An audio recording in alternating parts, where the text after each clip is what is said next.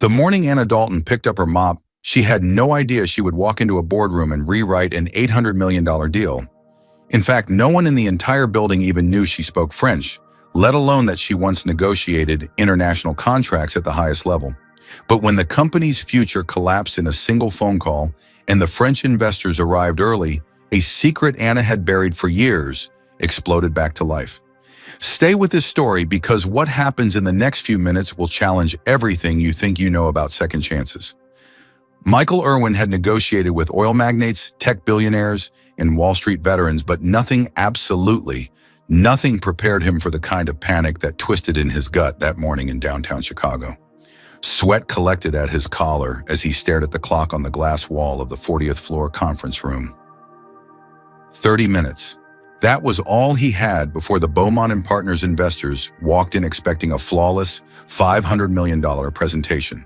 And his star interpreter, the only person who could handle the French cultural nuances, was lying in the ICU after a catastrophic car accident on Lakeshore Drive. Michael slammed his phone onto his desk as Caroline Hayes, his executive assistant, hovered in the doorway, white-knuckling a stack of reports like they were funeral papers. Caroline, Michael said, voice cracking slightly. "Tell me you found a replacement?" She swallowed. "Sir, every French interpreter in the city is already booked.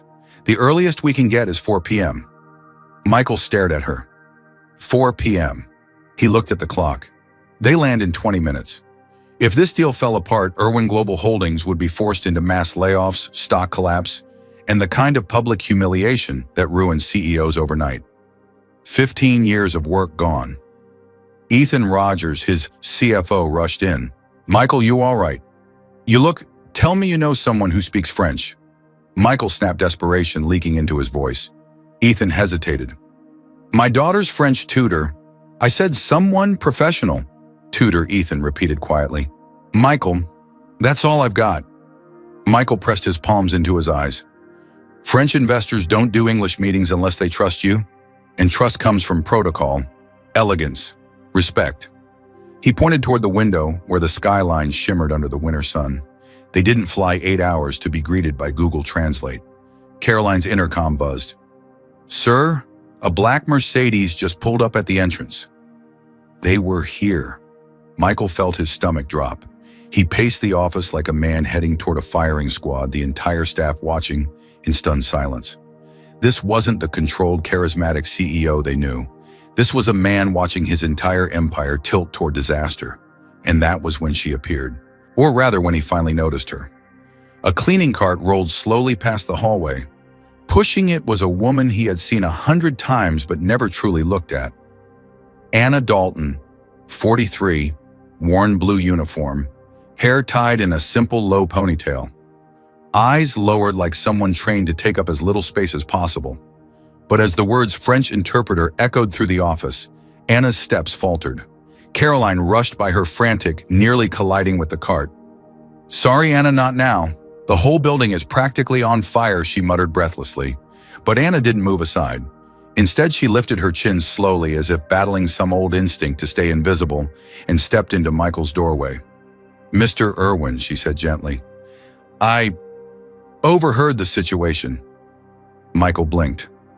"Anna, now really isn't the time for cleaning. I can help." Her voice didn't rise. It didn't tremble, but it landed with the weight of something dangerous and unexpected. Michael stared. "Anna, help?" How Anna swallowed fingers, tightening around the handle of her cart. "I speak French, fluently."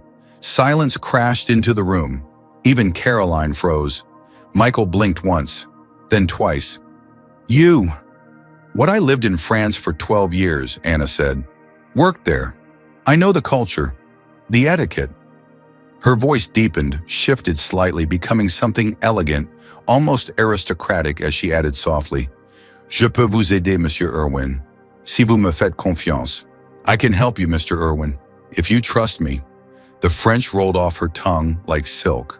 Caroline's jaw dropped. Ethan's eyebrows shot up. Michael stared at Anna as though she had split open a door he didn't know existed. "Caroline," Michael whispered, "get her into a blazer. Now." "Ethan, stall the Beaumonts at the lobby. Tell them we're preparing a private suite for their comfort." "Move." The office scrambled to life. Caroline practically pulled Anna into the executive washroom. "Anna, if you're lying and this goes wrong, even a little, Michael will fire all of us." Anna looked into the mirror. A tired woman stared back, dark circles, lines of exhaustion, uniform fading from years of bleach. But behind the fatigue, something sharp flickered, something powerful. "I'm not lying," she said quietly, "and you'll need to trust me too." Carolyn handed her a navy blazer and crisp white blouse. Anna slipped into them as if she had done it 1,000 times before. "Wow," Carolyn whispered. "You look like a—" But Anna cut her off. "No time. Tell me everything about the meeting." 5 minutes later, transformed and steady-eyed Anna stepped into Michael's office. And for the first time he saw her, not the cleaner who emptied bins and mopped executive floors, but a woman with unmistakable poise, a woman who carried herself with the confidence of someone who once stood at the top and had fallen. "Anna," Michael said quietly before we walk in there, "I have to ask, are you absolutely sure you can do this?" She met his eyes with a calm that could steady earthquakes. "Mr. Irwin, I've closed multi-million-dollar deals with French executives who make the Beaumonts look like interns." Michael's heart thudded. "Who exactly were you before this?" Anna gave a small, sad smile. "A different version of myself, one I thought was gone forever." Down the hall, the elevator bell chimed. The Beaumont investors were stepping out. Michael straightened. "All right, Anna, this is it." She squared her shoulders. "No," she corrected softly. "This is only the beginning." And together they walked toward the conference room, unaware that the next 3 hours would change both of their lives and the future of Irwin Global Holdings forever. Do you feel Anna is hiding even deeper secrets that no one in the company suspects? The double doors of the conference room closed behind them with a soft, dignified thud, the kind that told you every breath inside had weight. 3 impeccably dressed men, Jean-Claude Beaumont, his son Philip, and their financial chief, looked up as Anna and Michael entered. The air shifted instantly. It wasn't just surprise, it was assessment. The French were masters at it. Anna stepped forward before Michael could introduce her, dipping her head with perfect subtlety and offering a greeting in French so fluid and elegant, the room paused as if suspended between heartbeats. Even the seasoned investors blinked, not expecting perfection. Natalie's low uniform had been replaced by a blazer that looked like it belonged in an embassy. Her posture, her tone, her measured breaths, she wasn't pretending. She was stepping back into a life she had once lived. Michael stood beside her, utterly silent, watching something he didn't yet understand. A few minutes ago, he had been ready to lose everything. Now he felt as if he were witnessing the opening scene of a miracle. Anna led the small introductions with precision, weaving small talk with cultural cues, mentioning the Beaumont family's philanthropic work in Lyon, referencing a recent article about French trade regulations. Jean-Claude's brows lifted higher with each sentence. Philip stopped checking his watch. The third man scribbled notes. Then came the moment Michael feared most. The numbers, the projections, the proposed structure, the contract that needed flawless translation, context explanation. Michael began speaking in English carefully, sentence by sentence, but Anna didn't simply translate. She reshaped, refined, elevated. Where he said this expansion will increase our footprint, she added nuance about American market security and the stability of the Midwest logistics sector. Where he explained risks, she contextualized them with comparisons to French companies the Beaumonts knew personally. It was like watching a conductor turn a hesitant melody into a symphony. At one point, Philip leaned forward and fired off a series of rapid, highly technical questions in French so dense that even Jean-Claude gave a small wince. Michael's heart dropped. He wasn't ready for this. Not without a real interpreter. Not without weeks of preparation. But Anna didn't hesitate. She answered directly in French, referencing international tax codes, deal structures common in Europe, legal models that made the Beaumonts exchange surprised glances. When she mentioned a 2018 ruling in the European Court of Justice and how it related to holding companies operating in American jurisdictions, all 3 investors suddenly leaned in. Michael stared at her stunned. This wasn't a woman who knew French. This was a woman who knew the world. After nearly 40 minutes, Jean-Claude said something quietly to Philip, and the younger man nodded. Jean-Claude then turned to Michael in English, so proper it was almost theatrical. "Mr. Irwin," he said, "forgive me, but I must ask. Where did you find her?" Michael opened his mouth, but Anna answered before he could speak. "I was already here," she said softly, "just not in the role you expected." The Beaumonts exchanged another look, this time tinged with something Michael had been begging the universe for all week: respect. But the real turning point came when the financial director presented the proposed structure for the $500 million alliance. The moment he laid out the plan, Anna's expression changed, not in fear, not in hesitation, but in recognition. She listened, tracking every layer, every clause, every hidden implication. And then she interrupted, politely, calmly, with the authority of someone who had spent a lifetime navigating these waters. In the United States, she said in flawless French, this structure would be acceptable. But in France, it violates 2 transparency regulations. And here in Illinois, it could trigger an audit that would freeze the entire operation for months. The room froze. Philip leaned forward sharply. "How do you know this?" Anna didn't flinch. "Because I designed a nearly identical structure for Michelin's Latin American operations 12 years ago. And I watched what happened when one minor clause triggered international consequences." Michael felt his breath catch. All the pieces were falling into place. The confidence, the posture, the flawless French, the deep business instinct. Anna hadn't been improvising. She had been returning. Jean-Claude nodded, slowly, impressed rather than offended. French investors valued cultural fluency and intellectual elegance more than American bravado, and Anna possessed both effortlessly. "What would you propose instead?" he asked. In a single graceful motion, Anna took a pen and began sketching an alternative model, clear, transparent, legally sound in both jurisdictions, and somehow more profitable for everyone involved. As she explained, Philip leaned in so close he nearly knocked over his coffee. The financial chief began rewriting his notes at frantic speed. Michael couldn't stop staring. Not at the Frenchman, at her. This woman who every executive in the building had walked past without a second glance was now anchoring one of the largest deals his company had ever attempted. When she finished, the room fell into a silence so deep it felt ceremonial. And then Jean-Claude said quietly, "We have been negotiating globally for decades. Rarely do we encounter someone who understands both the technical and cultural dimensions of a deal at this level. Mr. Irwin, she is extraordinary." Anna lowered her eyes, deflecting the praise toward Michael with a diplomatic grace so natural it stunned him. Hours later, when the Beaumonts stepped out for a short break, Michael finally exhaled. His chest ached from holding in the panic he'd carried all morning. "Anna," he said quietly, "you didn't just save this meeting, you saved the entire company." But Anna didn't smile. Instead, a shadow crossed her face, the kind that belonged to a past she never intended to reopen. "Michael," she whispered, "there's something you need to know about who I used to be." His pulse quickened. Something in her voice and the weight of those words warned him this wasn't a confession, it was an unraveling.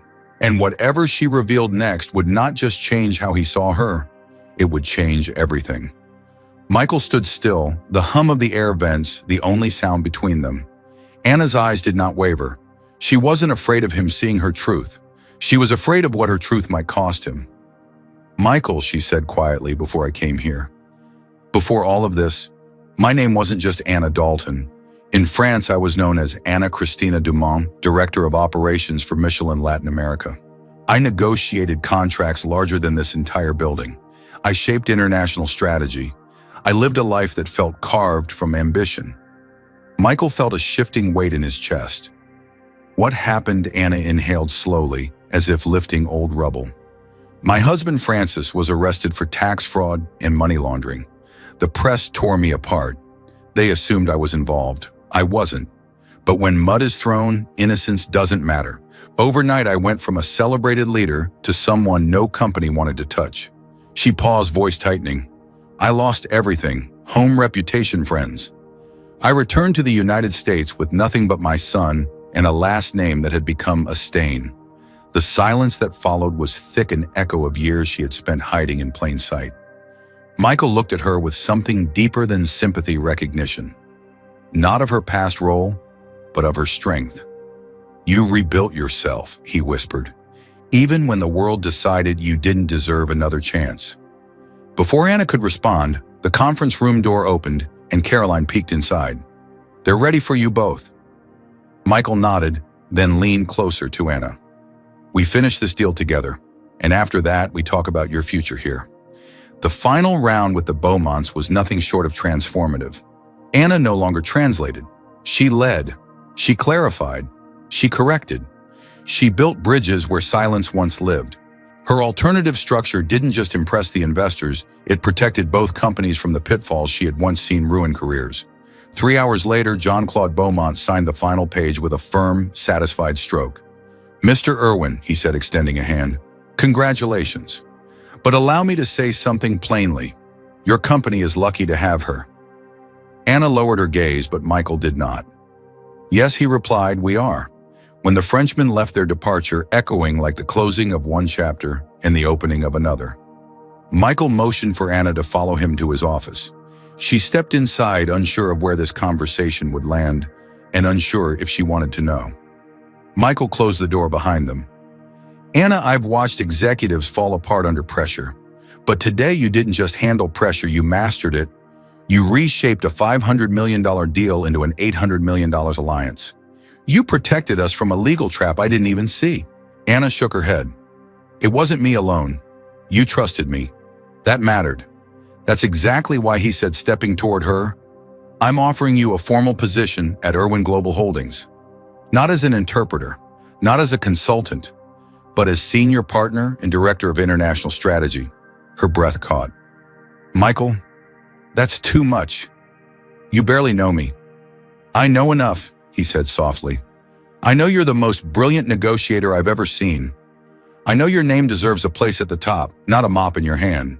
And I know you changed this company in a single day." Tears threatened the edge of her composure.